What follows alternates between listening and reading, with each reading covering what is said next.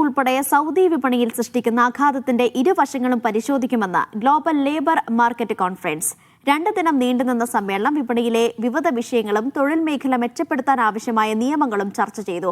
തൊഴിൽ മേഖലയും സേവനങ്ങളുമായി ബന്ധപ്പെട്ട വിവിധ രാജ്യങ്ങളിലെ കമ്പനികളുമായി സൗദി അറേബ്യ 45-ലധികം ധാരണാപത്രങ്ങളും സഹകരണ കരാറുകളും ഒപ്പിട്ടു. റിയാദിൽ അവസാനിച്ച സമ്മേളനത്തിൽ മീഡിയ 1 മാധ്യമ പങ്കാളിയായിരുന്നു. സമ്മേളനത്തിൽ നിന്നും വിവരങ്ങളുമായി അഫ്താബ് റഹ്മാൻ ചേരും.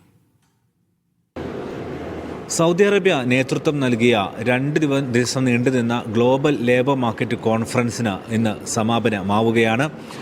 ഇതിൽ പ്രത്യേകിച്ച് വിപണിയിലുണ്ടാക്കിയ പ്രത്യാഘാതം, ഗുണങ്ങൾ, ഇതാണ് ഈ കോൺഫറൻസിൻ്റെ 2 ദിന ചർച്ചയിൽ കാര്യമായി പ്രധാന വിഷയമായി ഉയർന്നു നിന്നത്. പ്രത്യേകിച്ച് വിവിധ അന്താരാഷ്ട്ര കമ്പനികൾ നിരവധി ജീവനക്കാരെ പിരിച്ചുവിടുന്ന സാഹചര്യം യുടെ കടന്നുവരവോടെ ഉണ്ട്. പ്രത്യേകിച്ച് ആമസോണിൽ ഉൾപ്പെടെ കഴിഞ്ഞ ആഴ്ചകളിൽ ഇതുമായി ബന്ധപ്പെട്ട വാർത്തകൾ പുറത്തു വന്നിരുന്നു. ഈ വിഷയമാണ്. അത് സൗദി അറേബ്യയിൽ ഉൾപ്പെടെ ഉണ്ടാക്കാൻ പോകുന്ന പ്രത്യാഘാതം ഏത് തരത്തിലായിരിക്കും, അത് ഏതെല്ലാം തരത്തിൽ മറികടക്കാൻ ശ്രമിക്കണം എന്നുള്ളതായിരുന്നു ഈ ചർച്ചയുടെ ഒരു പ്രധാനപ്പെട്ട ഉള്ളടക്കം.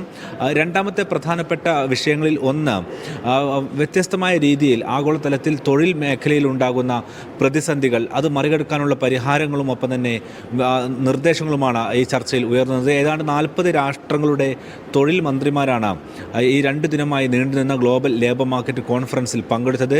വ്യത്യസ്ത കമ്പനികളുമായി 45-ലധികം കരാറുകളും ഈ സമ്മേളനത്തിൽ വെച്ച് ഒപ്പുവെച്ചിട്ടുണ്ട്. അത് ഈ പറഞ്ഞതുപോലെ തന്നെ ഉൾപ്പെടെയുള്ള മേഖലകൾ, അതോടൊപ്പം തന്നെ വിവിധ റിക്രൂട്ട്മെൻറ്റ് കമ്പനികളുമായി ബന്ധപ്പെട്ട കരാറുകൾ, ഇതെല്ലാമാണ് ഈ കരാറുകളിൽ ഉയർന്നു വന്നത്.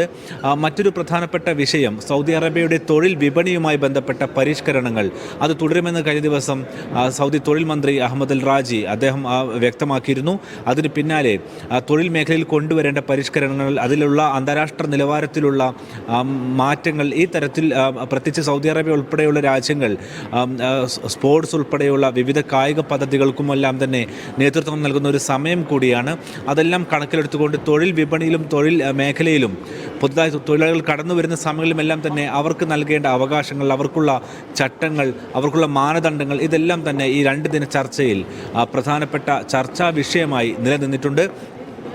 ഈ സമ്മേളനത്തിൻ്റെ മറ്റൊരു പ്രധാന ഭാഗം എന്ന് പറയുന്നത് ഈ നേരിട്ടുള്ള വിപണിക്ക് പകരം സമാന്തരമായി പോകുന്ന, അതായത് തൊഴിൽ വിപണിയിൽ നേരിട്ടില്ലാതെ നികുതിയൊന്നും നൽകാതെ നിൽക്കുന്ന സമാന്തര വിപണികളുണ്ട്.